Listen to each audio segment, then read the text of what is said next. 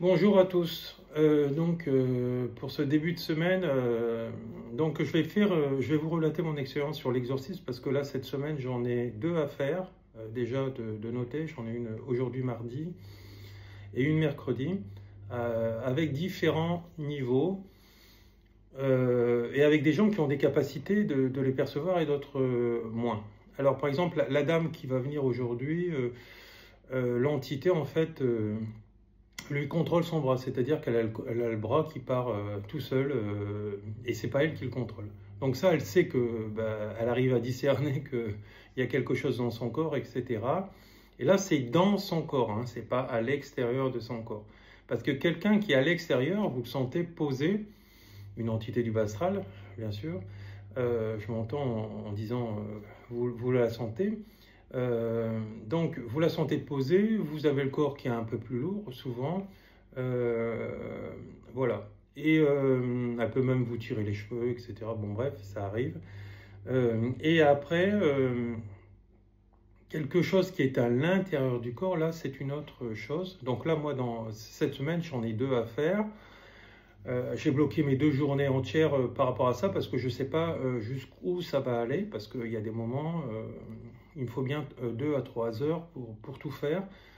Au-delà de ça, je crois que je suis allé une fois à 4 heures dans la forêt de Notre-Dame-du-Mai, là ici à Sifour-les-Plages, lors d'un stage où les gens ils étaient avec les mains comme ça et puis les yeux écarquillés. Et on voyait des peurs, hein, ça vous le retrouverez sur mes albums chamaniques, etc. Ça avait été immortalisé, on va dire, etc. Alors il faut savoir que ces entités-là, en fait, la personne souvent rentre dans un état second, dans certaines phases, parfois non. Parfois pendant le soin, oui. Et après le soin, elle sait pas, souvent, elle se souvient plus de ce qui s'est passé pendant le soin. Et parfois, si elle se souvient, voilà. Ça dépend comment on doit le gérer. Alors ça, c'est quelque chose que on doit s'adapter. On doit s'adapter à la situation du moment. Tu arrêtes. Je travaille. Désolé, le chat. Je viens de rentrer et de stage, donc elle est un peu pénible. Elle vient juste de me revoir, donc voilà. Donc l'entité rentre par une faille que vous avez créée par rapport à une souffrance. Voilà, donc quand vous pleurez, vous faites des deuils qui ne sont pas faits, vous souffrez d'une situation lambda, etc., vous créez une faille énergétique dans votre corps. Alors parfois, il y a des énergéticiens aussi qui font appel à moi parce que c'est vrai que parfois tout seul, on a du mal à se la remettre. Parfois oui, on peut se le faire soi-même. Tout dépend de l'état de souffrance qu'on a. C'est pour ça que quand on est énergéticien ou on travaille dans les médecines naturelles, c'est bien d'échanger avec un confrère des soins, etc. C'est gratuit forcément dans ce domaine-là. Voilà. Pour justement se compléter et s'abandonner, moi je dirais, parce que moi aussi j'aime bien recevoir des soins, par exemple, où je me dis, bon, je me mets sur la table et je m'abandonne, parce que quand je me fais un soin moi-même, je contrôle le soin que je me fais avec l'énergie que je m'envoie dans le corps. Voilà. Plus vous allez travailler sur vous, donc plus votre taux vibratoire va monter. Donc, si vous avez un taux vibratoire haut, une entité du bas astral ne peut pas aller s'installer à l'intérieur de votre corps. Il faut le savoir. Ces entités-là se nourrissent de vous parfois depuis votre jeune enfance. Moi, j'ai été attaqué fut un temps quand j'étais gamin, je peux vous le dire, et je me le suis retiré moi-même quand j'étais adulte. Alors, ça a duré une paire de temps, je peux vous le dire. Donc, je sais de quoi je parle. Donc, je crois savoir pourquoi maintenant je fais des exorcismes, parce que ça, on m'a donné là-haut l'expérience de ça, et par rapport à ça, j'ai eu cette souffrance et j'ai compris plein de choses à travers mon corps, que en fait, il y avait quelque chose qui était en moi. Alors ça, vous ne pouvez pas en parler aux parents, surtout à nos parents, à nous, notre époque, parce que moi j'ai 57 ans. Imaginez ça à nos parents, moi-même. Mes parents, maintenant, ils ont 80 ans. Donc, à ces époques-là, c'était tabou, ces choses-là. Donc voilà, donc sachez qu'il y a des pré-exorcismes, il y en a qui le font, il y en a qui le font pas, il y en a qui vous prennent pour un berlu. Bon, si c'est ça, bah, il faut venir me voir. Donc ça se diagnostique facilement et tout le monde n'est pas capable de le faire. Et oui, beaucoup de gens disent savoir le faire, mais ne savent pas le faire. Voilà, parce que bah, ça s'acquiert avec le temps, une expérience. Pour moi, je l'ai récupéré dans mes vies antérieures. Voilà. Pour moi, c'est une certitude, parce que quand je me suis retrouvé à Sifour, que je vous ai dit précédemment, sur le lieu de stage où il y avait 3 personnes possédées à différents niveaux, où des yeux se révulsaient en albinos, la personne voulait me fracasser avec une pierre, donc j'avais demandé à sa famille de venir, je crois qu'ils étaient 5-6 pour le tenir, etc. Et j'ai dû négocier. Oui, il faut négocier parfois avec l'entité qui prend une voix souvent d'autres tons, où la vraie personnalité de la personne s'efface, elle n'est plus là, hein, et c'est l'entité qui parle à travers son corps. Alors là, c'est des entités qui sont très très fortes, qui sont démoniaques, comme cette entité-là qui me disait qu'elle avait été déchue de la source.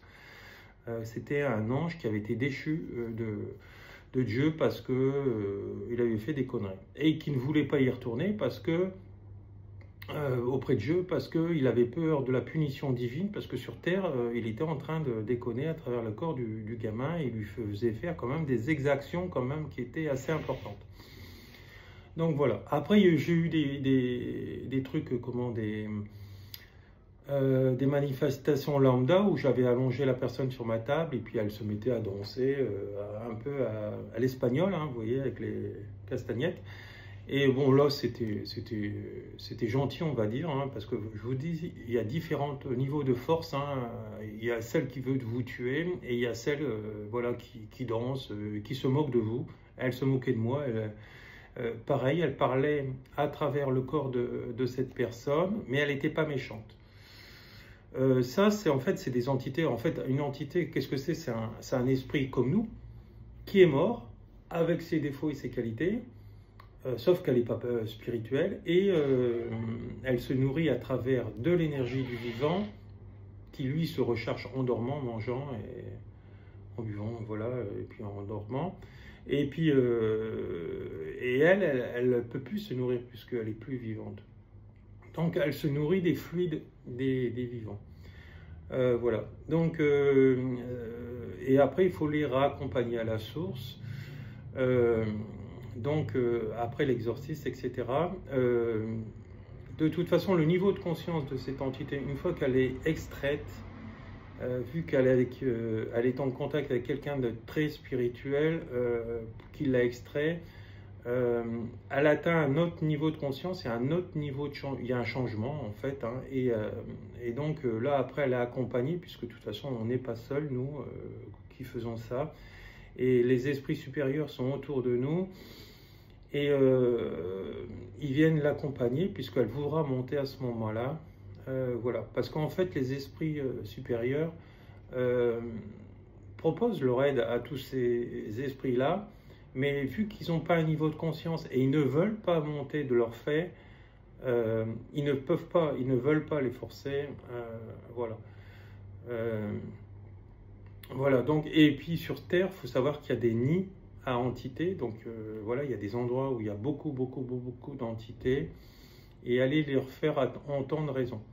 Voilà, donc ça c'est pour le truc qui me, oui, qui me revient. Ah oui, et puis j'en ai fait un aussi au pavillon vert là, à côté d'Avignon lors du stage, où c'était une jeune fille qui se sentait enceinte, mais qui ne l'était pas. Hein. Elle avait 23 ans, elle se caressait le ventre, et comme une femme enceinte. Vous avez déjà vu les mimiques des femmes enceintes. Et pareil, et donc, ben moi je suis monté, moi je suis encore plus au sud d'Avignon, donc je suis monté lors du lieu, et j'avais une confrère à moi que j'ai formée. Elle me dit, Laurent, oui, j'ai vu effectivement, j'ai fait une transe, elle a une entité, j'ai pas arrivé à l'extraire, c'est quelqu'un qui vient avec moi en Mongolie. Et donc, bah, j'ai fait l'incorporation avec elle, elle était mon toucher, et puis sa mère de cette jeune fille m'a accompagné, disons, la tenait, etc. Et on lui a extrait. Et là, ça s'est extrait en plusieurs phases, en fait, et dans différents niveaux de pratique, parce que là, je pouvais incorporer, parce que j'avais mon toucher. Parce que quand vous faites un exorcisme sans toucher, c'est pas possible. Hein, parce qu'il faut avoir une aide, quelqu'un qui n'est pas en transe. Hein. Donc voilà. Et pour rassurer, pour tenir parfois le consultant. Et donc voilà, donc ça s'est fait au tambour, ça s'est fait dans l'invisible avec le travail des esprits, puisque le chaman avec ses ongotes a coordonné le travail. Et là il fallait, donc là le chaman avait, donc c'était moi, j'avais appelé mes ongotes noirs qui sont les plus puissants, hein, pour faire une extraction d'entités du bas astral qui sont à l'intérieur du corps. Hein, c'est ce qu'on appelle un exorcisme dans le sens commun des choses. Et là, pour l'extraire, et là, c'était pire qu'une extraction. Extraire, tout le monde est capable de le faire. Une extraction, tout le monde est capable de le faire. Là, je parle extraire, mais les ongotes l'ont arraché. D'accord? Donc, ils sont venus carrément à l'intérieur, comme un médecin accoucheur. Et ils se sont mis ils ont écarté les cuisses, parce que je l'ai vu dans l'invisible, etc. La mère était là, le toucher était là. Et donc ils ont tiré jusqu'à, voilà, et en fait cette entité, ça ressemblait comme une pieuvre en fait, hein. Il y avait des tentacules, et donc ça a arraché. Et à la fin du soin et le lendemain, j'ai revu cette jeune fille, et quand je suis parti du stage, et elle me dit oui, c'est bon, je suis vide maintenant. Donc cette entité lui privait de ses règles. Donc vous voyez, donc voilà, et donc elle est beaucoup mieux, et jusqu'à ce jour-là, j'ai eu sa mère il n'y a pas longtemps, a priori c'est bon. Donc voilà, donc et là il n'y a aucun médecin terrestre qui est capable de retirer ça. Là ils vont vous mettre en psychiatrie directe si vous allez leur raconter ça, aux médecins normaux, je peux dire, hein. Mais c'est pour ça que les deux doivent se conjuguer, les deux médecines doivent se conjuguer, et donc, s'écouter, ils travailler ensemble si possible, et ne pas être fermés parce qu'ils ont 10 ans d'études. Souvent, c'est le cas, malheureusement, c'est l'ego qui prédomine. Ils croient tout savoir avec leur livre de médecine, mais c'est loin d'être le cas. Nous, on ne peut pas faire leur métier, eux, ils ne peuvent pas faire le nôtre. Et le jour où, comme Corinne Sobrin essaye de faire, où il y aura des professionnels de santé réellement formés à la transe, en état de conscience, qui seront faire ça ou seront faire autrement, on n'en est pas encore vraiment là, hein. Le monde n'avance pas assez dans la lumière actuellement pour en être là. Vous voyez, l'ombre résiste beaucoup, on le voit avec nos gouvernances, etc. Et donc tout ça, il faut savoir que quand quelqu'un fait du mal à quelqu'un, ou quelqu'un ressemble par exemple à notre président, ou à des gens qui ne sont pas sympas et qui sont dans la haine, qui font des exactions, etc., il faut savoir que ces gens-là sont nourris par le bas astral. Ils sont manipulés. C'est ce qu'on appelle une obsession spirituelle.